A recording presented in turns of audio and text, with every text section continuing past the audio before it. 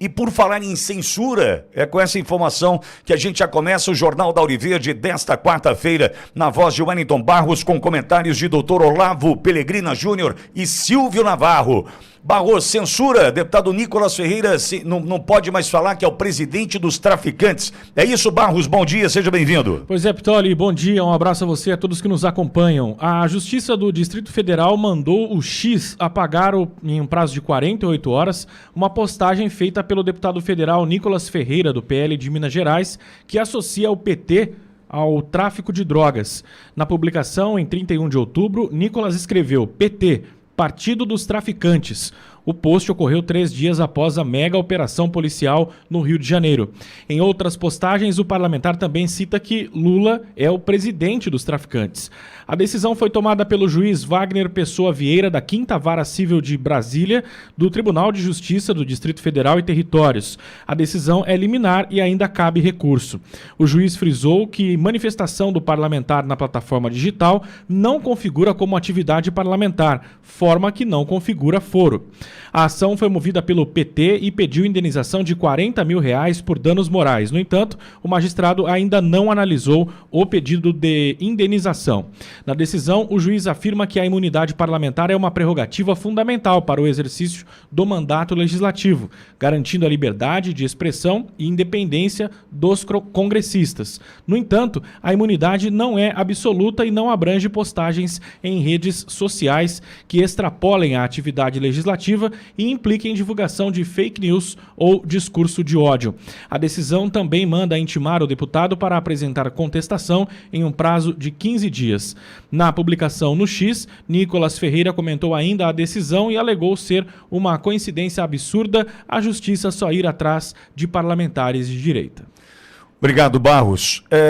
Antes de passar para o Olavo e para o Silvio, para a gente começar já a jornada por aqui, dias atrás, nós tivemos uma entrevista, segunda-feira da semana passada, uma entrevista com Eduardo Tagliaferro, ex-assessor do Moraes, todo mundo já sabe quem é, nosso querido Eduardo Tagliaferro, que trouxe uma denúncia aqui na programação da Auriverde, tratando daquela questão do grupo dos empresários do WhatsApp, da notícia do Guilherme Amado no do Metrópolis, e aquela notícia do Guilherme Amado do Metrópolis gerou, então, aquela perseguição aos empresários num grupo onde estava também Luciano Hang. Só que, para não ficar só na história da matéria, de mais uma matéria do Guilherme Amado, o ministro Alexandre de Moraes pede que seja escrito um documento, que fosse então escrito um documento, e nesse documento uma data retroativa. Vamos imaginar o seguinte, o negócio era dia 27 já de agosto, não lembro a data exatamente, mas põe a data aí do dia 22. Mas peraí, hoje é 27. Não, mas põe a data do 22 antecedendo a matéria do Guilherme Amado, porque daí a gente dá base para a matéria do Guilherme Amado e persegue os empresários. Isso está provado, tem perícia sobre as mensagens do Eduardo Tagliaferro e mostramos aqui na Auriverde, trouxemos aqui essa denúncia. Sem prévio aviso, sem nenhuma intervenção judicial, nenhum juiz determinou, o YouTube foi lá e retirou o conteúdo do ar.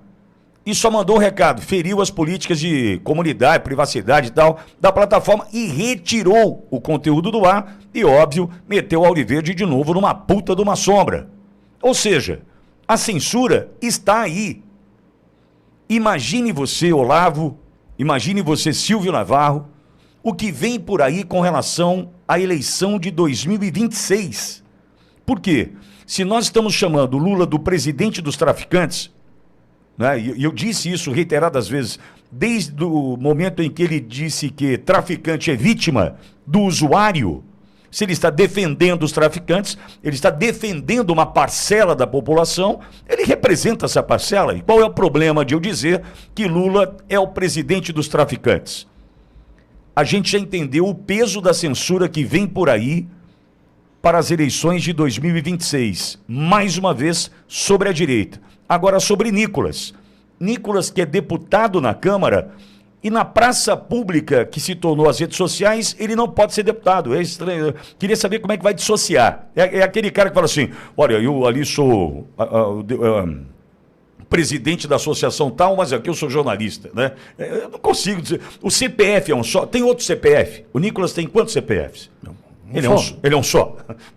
Na praça pública ele tem que ser outro. Então dá outro CPF para o Nicolas. Eu acho que pode ser mais prudente. Mas a perseguição implacável vem. E eu já estou de olho aí em 2026. O que será da direita perseguida? Olavo, bom dia. Seja bem-vindo, Olavo. Bom dia, muito bom estar aqui. O fato é interessantíssimo, porque 3 dias atrás, o STF proferiu uma decisão no sentido de que o Estado não pode ser condenado a indenizar danos causados por falas de parlamentares, vereador, deputado, enfim. Pera, agora não pode. E o manietamento que esse juiz faz, esse juiz do Distrito Federal faz, é extremamente interessante. Atividade política. Por que a atividade política é isenta? Pô, o deputado tem que ter essa liberdade. Porque a atividade política ela tem a área técnica, a legislativa, a fiscalização, e tem a área política, relacional. Ou será que é impossível, dentro do âmbito político, não interpretar as falas de Lula, atribuindo a ele o título de presidente dos traficantes? Defendeu, como o Pittoli bem colocou, agora, recente, ontem, disse da matança, que nós vamos tratar especificamente aqui, e não pode. Parece a fala de certa ministra do STF que fala censura só um pouquinho. E não podemos esquecer jamais que o volume, o número de ações judiciais, de medidas judiciais contra a direita é infinitamente maior, calando a direita, é infinitamente maior do que medidas tentando calar ou punindo a esquerda. É uma perseguição política clara. Silvio, dá para dissociar o Nicolas na tribuna da Câmara e o Nicolas da praça pública que se tornou as redes sociais? Silvio, bom dia, como é bom te ver por aqui, ótima quarta-feira, Silvião. É claro que não. Bom dia, Pittoli, bom dia, doutor Olavo, bom dia a toda a audiência da Auriverde. Sempre muito bom estar aqui, começar a quarta-feira com vocês, Pittoli, mas é claro que não é possível dissociar. Hoje em dia, a praça pública, a praça do povo, é as redes sociais. As pessoas passam muito mais tempo, por força da modernidade, do advento da tecnologia, com o celular na mão. E ali são várias as plataformas onde elas consomem informação e elas interagem também com o público, com as pessoas. E o deputado não é diferente. O deputado é eleito para uma casa legislativa conhecida como a Casa do Povo, com uma caixa de ressonância da sociedade que representa diversos segmentos, diversos estados, diversas classes sociais, diversas profissões e por aí vai.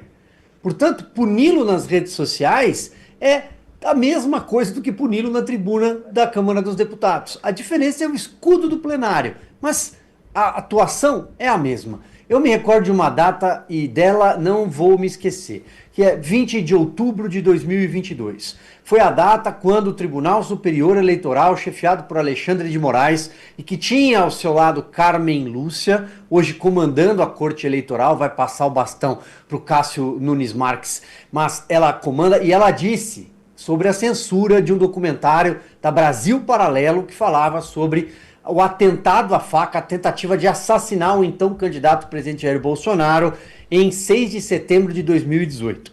E ela disse, é censura, não tem como fugir, parece censura, tem cara de censura, é censura, mas é só até segunda-feira. É uma censura cirúrgica que vai acabar, e nunca passou. Naquela data, um levantamento feito pela Gazeta do Povo mostrava que o TSE já tinha aceitado, acolhido 60 pedidos da banca de advogados do PT para remoção de conteúdo em redes sociais. Quem chefiava a banca de advogados do PT era Cristiano Zanin, hoje ministro do Supremo Tribunal Federal, ex-advogado de Lula. 60, entre eles pedidos para que não pudéssemos falar que Lula é amigo de ditador. Com 6 meses de governo, Lula estendeu um tapete vermelho para Nicolás Maduro em Brasília. Além de Daniel Ortega, as relações com Daniel Ortega e outros ditadores pelo mundo. Não foi punida, e aí você sabe muito melhor do que ninguém isso, Pitoli. Uma entrevista que a Mara Gabrilli, hoje senadora, falava sobre o caso Celso Daniel. Olha, eu poderia me alongar aqui, Pitoli, mas foram 60 decisões daquela época. O que nós estamos assistindo é o prenúncio da eleição de 2026. Não poderemos falar que Lula defendeu traficantes, de que Lula disse que o traficante é vítima do usuário. Silvio, bem lembrado da entrevista da Mara Gabrilli, bem lembrado, e nós somos aqui, inclusive, o processo veio do escritório do Zanin, como o Silvio muito bem mencionou.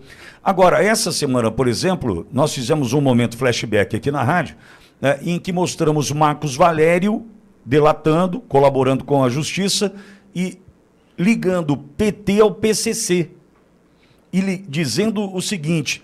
sobre Celso Daniel, dossiê montado pelo Celso Daniel, que sumiu esse dossiê após a sua morte, e se ele não havia sumido com o dossiê, sumiram, porque ninguém queria passar pelo que Celso Daniel passou depois do episódio ali de janeiro de 2002, da morte do ex-prefeito de Santo André. Nós temos também, além dessa fala do Marcos Valério, o próprio Lula defendendo os traficantes numa fala recente. E por que eu não posso tratá-lo dessa forma? Como, por exemplo, dizer que Lula não é amigo de ditador quando recebe no Brasil com tapete vermelho Nicolás Maduro, que já começou a entregar a turma aí, hein? Tá ficando legal o jogo do Maduro, não é? Eu disse aqui, já reiteradas vezes, que o cara não vai aguentar pressão e vai sair entregando. Já entregou no Boa e já vem o Lula, que deve ser o chefe de tudo isso aí. Segundo já, inclusive, mostraram alguns estudos, algumas matérias. Então, assim, o que eu estou tentando dizer, Silvio acabou de mencionar, é o que vem por aí. O que vem por aí. Porque, além da retirada do conteúdo, e aí Alexandre de Moraes fez escola, e a gente sabe que tem uma parcela de juízes, de magistrados que já estão encorajados pelas decisões de Moraes. Eu passei por um fato dias atrás, é prudente eu não mencionar aqui, porque a coisa ainda está andando, mas eu sofri, eu processado fui, e sofri as consequências de algo que Moraes fez ali atrás e que encorajou o juiz que está julgando o meu negócio. Não vou dizer o que é, não vem ao caso agora, porque eu posso tomar uma lascada aí, mas só para você entender. O cara olha para cima e fala assim, se ele fez, por que eu não posso fazer? E aí vem a tal da multa, vão cobrar do Nicolas 40 mil reais. 40 mil estão querendo cobrar de indenização. Veja, 40 mil, o cara ganha 36 por mês. 40 mil, o cara inviabiliza o mandato.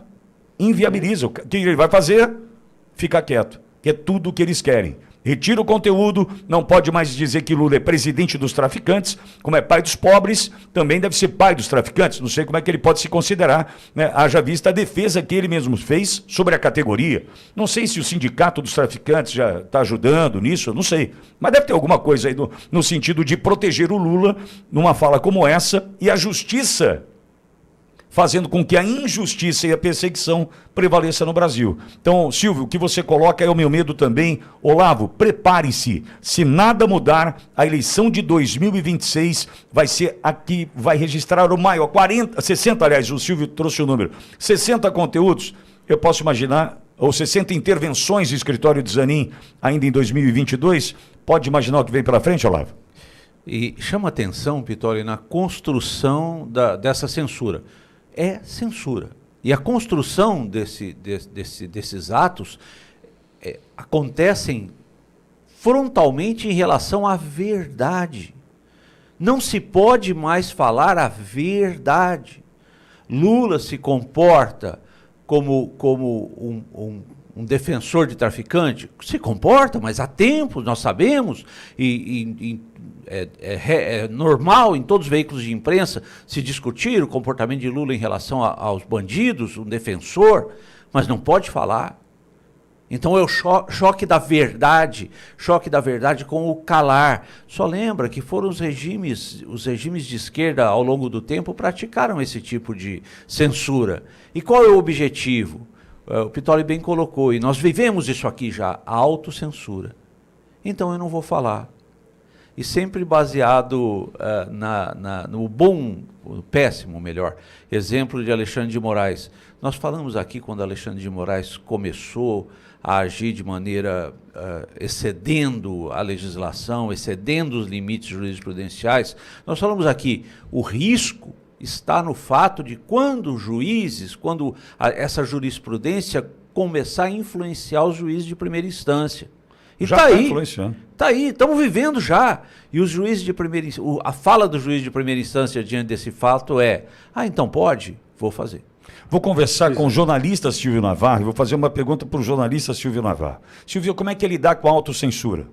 É terrível, Pittoli. E acrescentando até o que vocês diziam, eu, por exemplo, sofri 3 pedidos de remoção de conteúdo nas eleições de 2022. Um deles, eu simplesmente reproduzia a capa da revista Cruzoé, intitulada Precisamos Falar sobre PT e PCC, que tinha um histórico, inclusive de investigações da Polícia Civil do Estado de São Paulo, sobre diálogos cabulosos, operações que envolviam um vereador e um ex-deputado estadual, irmão dele, na Assembleia Paulista, na Zona Leste, e questão de cooperativas de ônibus, de transporte público. Essa era a reportagem. Foi determinada a remoção de conteúdo. Depois foi determinada a remoção de conteúdo de um vídeo de agosto daquela eleição, em que o Lula falava: quer bater em mulher, vai bater em outro lugar. Eu reproduzi o vídeo. E eles disseram que o vídeo não tinha que ser reproduzido inteiro. Nem a plataforma aceitaria um vídeo inteiro, não conseguiria nem carregar isso. E também sofri restrições para falar sobre o meu livro. Eu escrevi um livro há 10 anos sobre o assassinato do prefeito Celso Daniel. E eu não, então, assim, isso eu não poderia. Você pergunta como é viver sobre autocensura. É você não poder falar sobre o seu próprio trabalho, sobre investigações que você fez no passado. Veja, se isso é estar numa democracia constitucional plena, bom, eu acho que as coisas estão bem estranhas, então. É evidente que estamos diante de uma censura rigorosa, eu diria. Rigorosa, porque quando a autocensura entra em campo, bom, aí eu acho que a liberdade de expressão saiu de campo.